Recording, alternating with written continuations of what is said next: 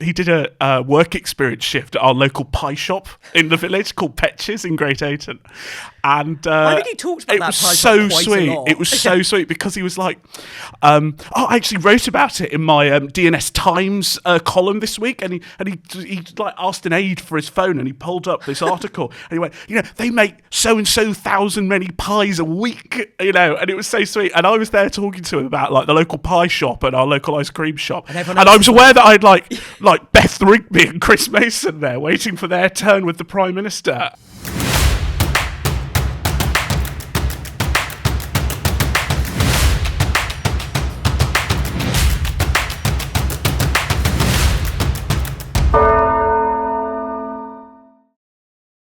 We're back. It's the final episode of the year. It's Christmas party season. Politics is wrapping up. We're going to look at the year that's gone, the year ahead. I'm Christian Calgie. And I'm Lizzy Buchan. And this is The Division Bell.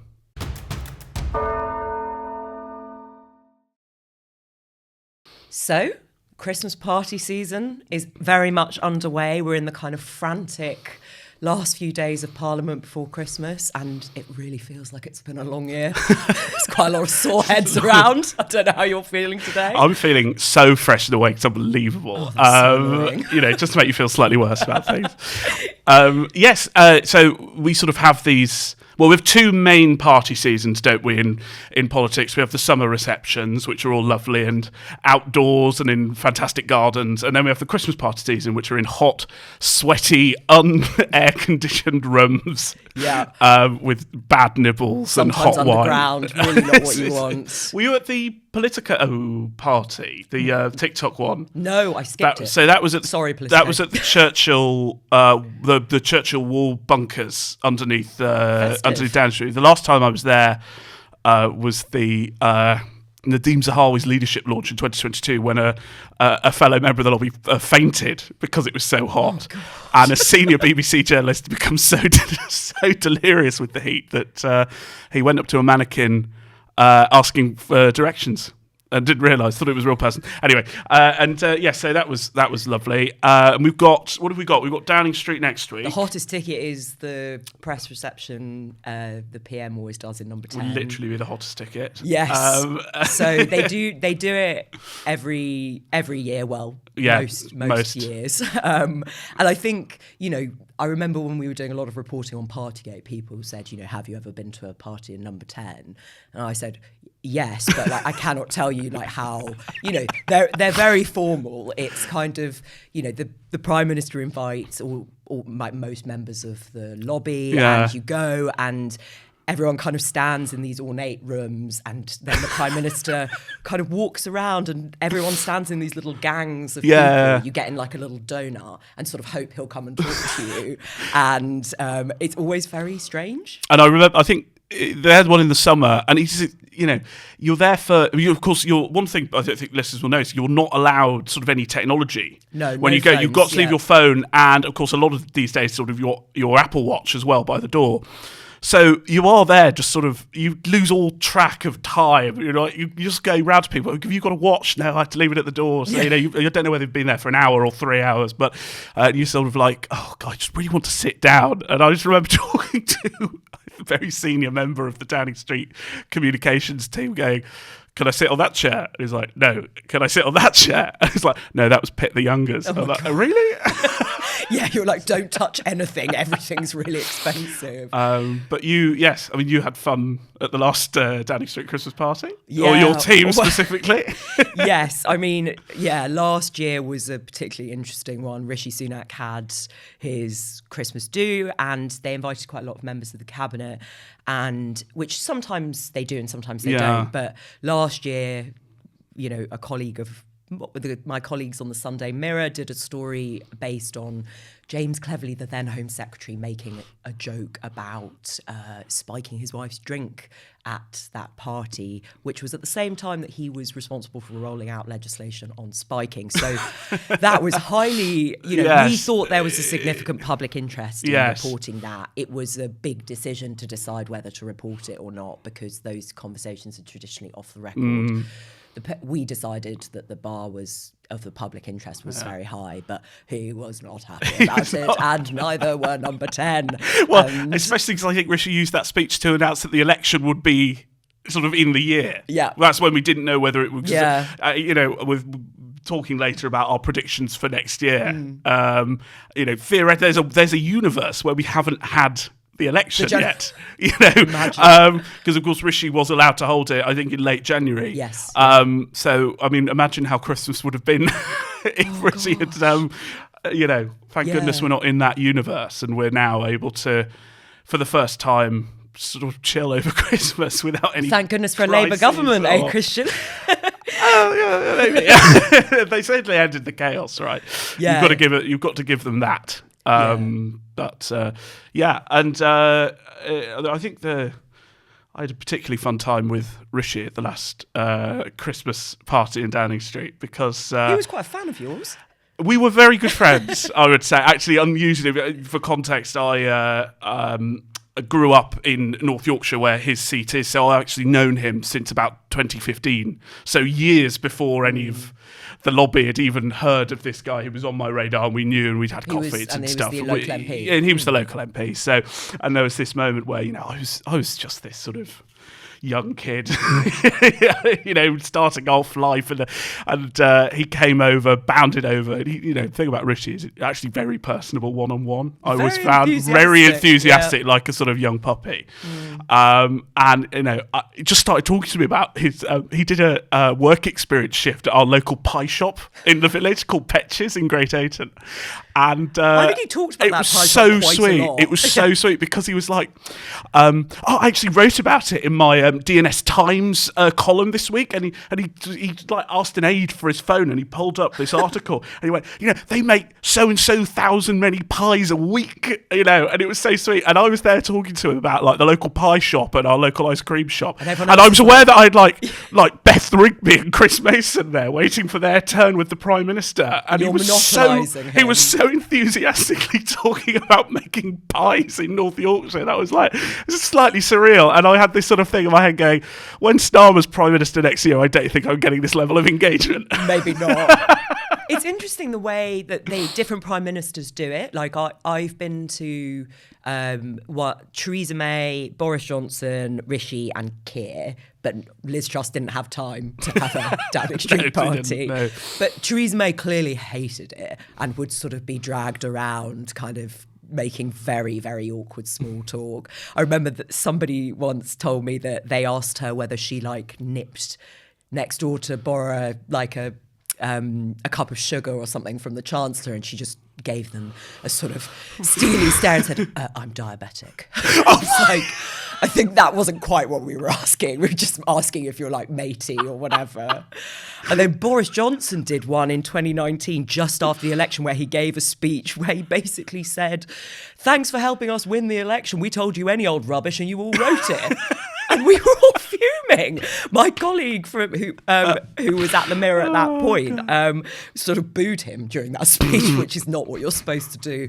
But yeah, he bumbled around for a bit and then left. And I spent most of it talking to Dominic Cummings, who was leaning against a wall at the back with like untied up Doc Martens and like sort of like his shirt rumpled and like all of this. Everyone else is smart and he's there just deliberately looking like he's performative. Exactly. And everyone was obviously like hanging on to his every word. They were all a bit different. I mean, I think Keir Starmer... Keir's all right. Yeah. Do you know, he is, I'll say that. I think one-on-one... He's quite a normal person. He is. He is. And he doesn't hate the media, I don't think. Not yet, anyway. Not yet. I mean, that's always the sort of interesting thing that a lot of people outside of our spheres might not get, is that even though we do spend basically all our lives, so I certainly do, attacking politicians, when you meet them one-on-one, by and large, they are just accepting of the fact that's your job, this is my job, I take the flak. But we'll have a drink and we'll be fine about it. So I look forward to hearing his speech next week. See what he says. Yes.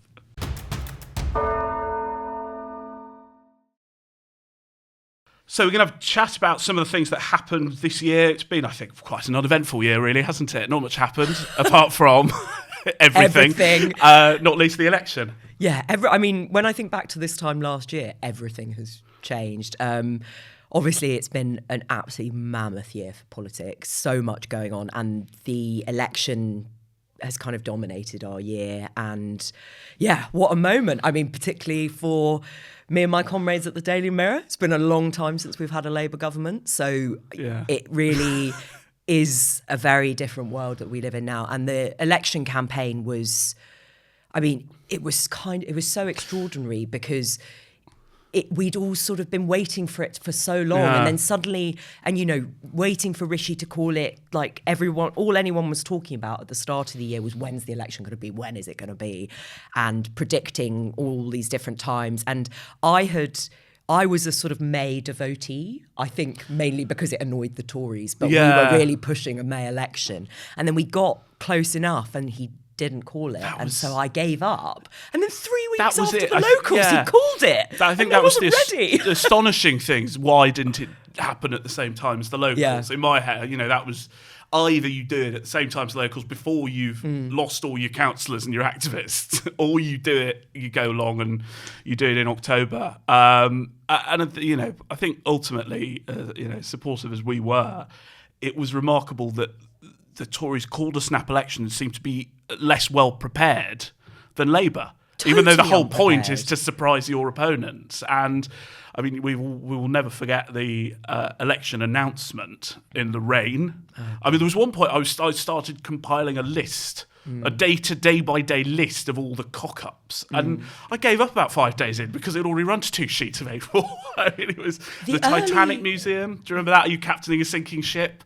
Stood in front of the Titanic Museum. The early mistakes were really sort of fast and furious. It was really bizarre that they had obviously decided that they were going to go at that point, but yet whatever their plan was, it didn't work. No. And they didn't seem to be ready. And then there was this sort of huge blitz of random things. They kept putting out stuff. National Service. I remember the National Service. What a great day that was. I really, really enjoyed all the social media stuff of like young people being like, not me going turning to up war. on first day of National Service. Those are great. Really very, very funny. But yeah, that all kind of, it felt very quickly like the Tories lost control of the narrative. And it was, I think, obviously for my paper, we'd been campaigning for Labour to win the election for forever. But I think once it started, we weren't sure at the start whether they were going to get it over the line, what the impact of reform was going to be, what people were going to see on the ground. I mean, Labour ran a very tight campaign. They really managed to not lose control of it. Other than the Diane Abbott row, which did last a lot longer than it needed to, it was quite tight. And then I think sort of the only fault Labour had, really, I think was probably losing slightly more seats than they'd have liked to the Gaza independents, including obviously, I mean, Jonathan Ashworth and Liz Truss were the sort of the Portillo moments, I think, of the night, although I think Liz was probably more significant in the grand scheme of things. But John Ashworth losing his seat was really unexpected, I think. I mean, It wasn't. I mean, they had a list, didn't they, in Labour HQ of sort of the different sort of seats they needed, and one of them was the sort of the Gaza focused, and they had seats in Tower Hamlets and Birmingham. They didn't have Jonathan Ashworth's seat on the list, so it came as a complete surprise. No, and I mean, we've had John Ashworth on this podcast before, and he talked to us a bit about kind of what that was all like.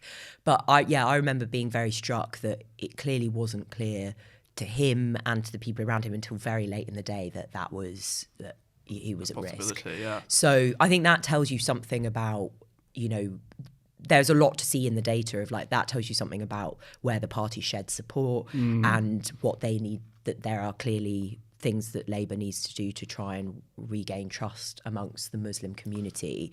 And also when you look across the board as well, there was a large number of seats where Reform came second to Labour, which is a problem for both the Conservatives and Labour. Yeah. So, there was a lot of interesting stuff in that, which kind of is shaping where we've gone since then. But yeah, as you say, on the night, I mean, I remember working I was working overnight, and I mean, we were on the other sides all of the on the same office, floor, yeah. you know, in Canary Wharf, and. You know, you did. You know, I knew you were always going to cheer. Yeah, it did feel like you were slightly rubbing our noses when the exit poll dropped. Yeah, one of our colleagues came running over, going, "Yes!" Yeah, exacerbated about 2 hours later, as another of your colleagues deliberately marched through our section of the office holding a stack of Domino's pizzas. This is fake news. He offered them to you. Well, it was certainly fake news that you didn't offer us them. You know, when they'd slightly cooled down, but you know, we were already grovelling. And, you know, weeping, you know, hugging, consoling each other, and you have one of your colleagues marching around with pizza, you know, all this pizza. I remember really vividly the moment just before the exit poll. That's always the most it's kind just of heart and mouth moment. Yeah, I remember in 2019 when Boris was going to get that massive majority, I actually screamed out loud when that was read out. But this time, my colleague had written 3 or 4 different versions of the story of the exit poll. Yeah. So we're all we'd written one. We were slightly more confident about Labour. We knew we were 99.9% certain Labour were going to win, but obviously, you know, to explain to listeners, when you're writing a kind of breaking story, you'll often kind of prepare before, just so that you've got words written on the page so that you can go as quickly as possible getting the story live online. And obviously with an exit poll you want to go really quickly because people really want to know. And my colleague had written all these stories, you know, Labour landslide, all of this, and then at 10 to 10 he turned to me and went, "Can you write Tories win?" And I was like, "What?" And he was like, "What if they don't win? Can you write Tories win, just in case?" And I was like, "Oh my goodness." So I had to write this, and I'm sat there 1 minute too thinking, if this happens, I'm going to resign. I'm going to resign. So when Labour won, I deleted that story. And my heart was... It was a horrible moment.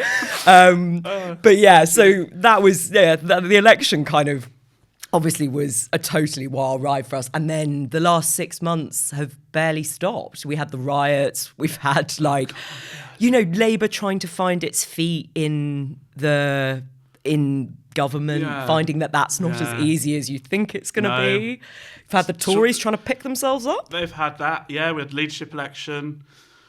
That was fun. To be honest, that was I think in many ways a sort of a last hurrah before the 2029 election where my contact book proved useful.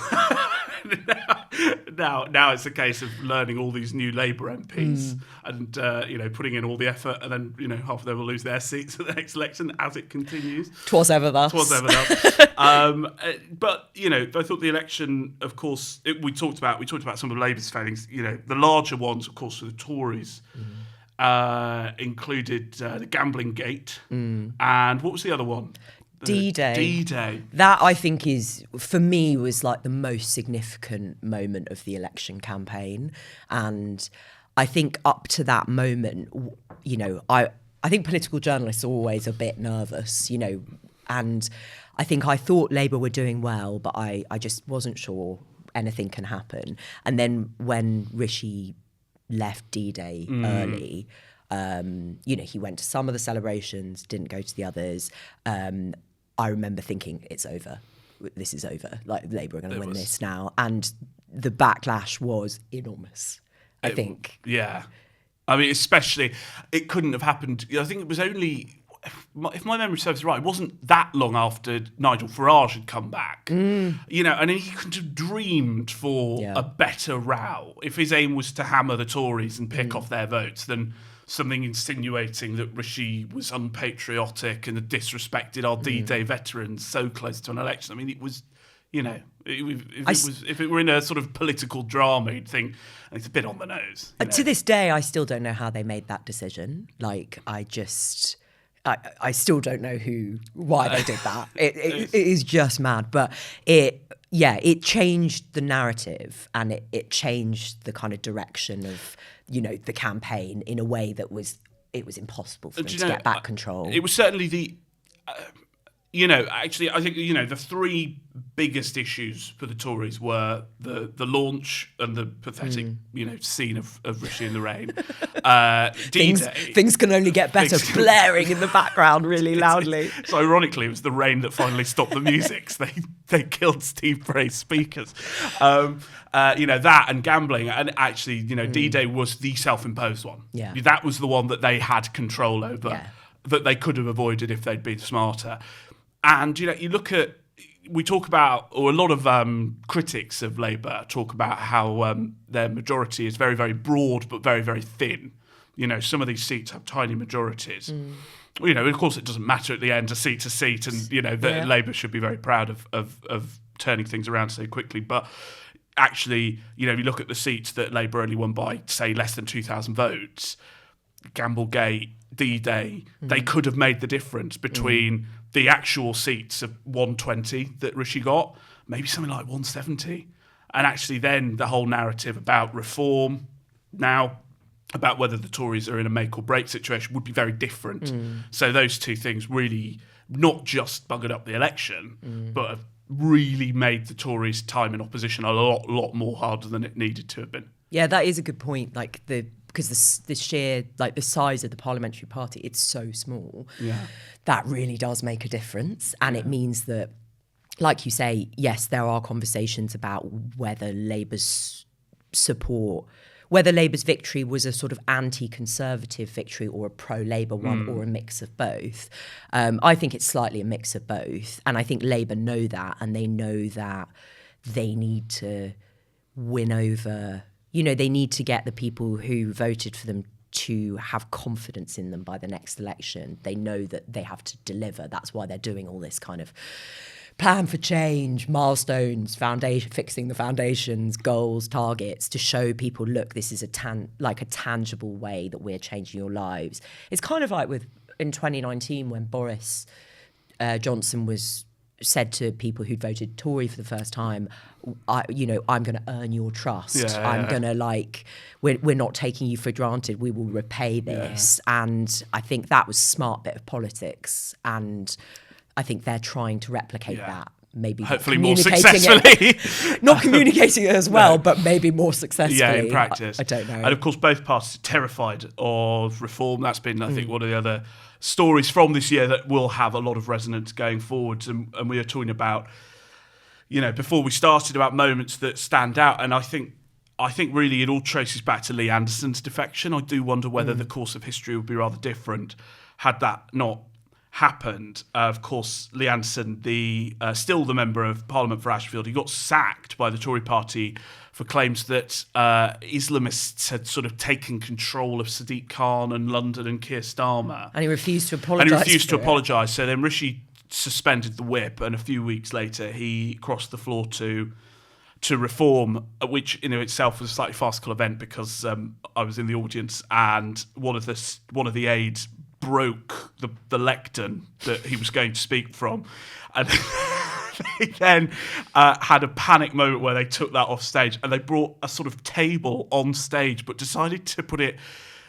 at the edge of because most reform people talk without notes and Lee Anderson doesn't, so he had a script, so he wanders over and he stands and he plonks his script down and he starts reading. Unfortunately, the table was behind a Union Jack, so people at home, you could see sort of half of him and the rest of him was hidden behind a Union Jack, which was sort of obscuring his big moment. It's sort of, I don't know, I think there's a metaphor for reform substance there possibly, but but then I think without that gave a lot of legitimacy. I think it really started because actually, even up until that point, a lot of people had not taken notice of reform. I mean, they weren't doing badly. In fact, I was sort of surprised that they were at 12%. Do you know what I mean? Because it was like they never got any media coverage. No, they didn't have any staff. Because at that point, Nigel Farage was not the leader. No. Richard Tice was the leader until he got unceremoniously ousted. That was brutal. And then claimed that absolutely it had been a mutual decision and all of that. I mean, I think, he understands that Nigel Farage is the one who gets the press coverage. But as you say, before that, they weren't, they were kind of ticking along, but it wasn't until Lee Anderson kind of went over that slightly legitimised them a bit, gave them an MP. Yeah. And then Farage turned up and just decided to changed everything. And that's, harangue the Tories. And, I think Labour need to be mindful of reform, and everyone should take them seriously, because they are... I'm not sure I buy Nigel Farage's "I'm definitely going to be PM by 2029." No. I think a lot would have to change for that to happen. But they could seriously, eat into the support of both the Conservatives and Labour. That 100%. Is a problem. It's something they all need to worry about.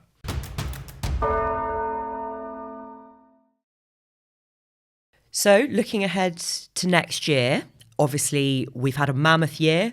Next year, anything could happen. We thought we'd sort of take a temperature check of where we are at the moment, and we polled our readers online and basically asked them whether they're feeling positive about the direction that the country is going in. My readers said 47% positive and 53% negative. So quite close, but slightly more negative, which is not great news for the government.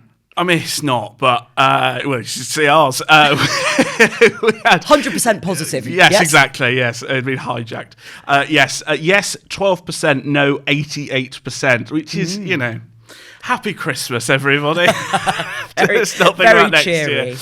To be honest, given the state of the country and the economy, I'm sort of surprised yours is as high on the positive side as this is. I mean, actually, there's not much in the calendar for next year, sort of big happening. There's local elections, there'll be a few EU negotiations, but there's not a referendum, there's not, hopefully a pandemic or a war or whatever. So actually, so much for Labour next year is going to be about just trying to get those incremental changes, especially praying that, the sun breaks through the clouds of the economy, that interest rates continue going down, that people start feeling better. And I think, I look forward to asking this exact question in exactly a year and seeing whether that, particularly for your readers, I think it probably needs to start flipping by next Christmas. Definitely. For the next year. We'll only have 2 years left for the election.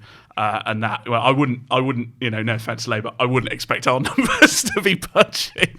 No, but I think that's the main priority for them, is that they've got into government, they have sort of had a few bumps in the road in the first few months, but governing is hard. It takes time, and they will be wanting, the PM, the cabinet will be wanting to make sure that they're really starting to deliver on some of those promises this year. So they need to stabilise things and kind of begin to sort of take the heat out of politics to kind of get on with delivering the stuff that people want.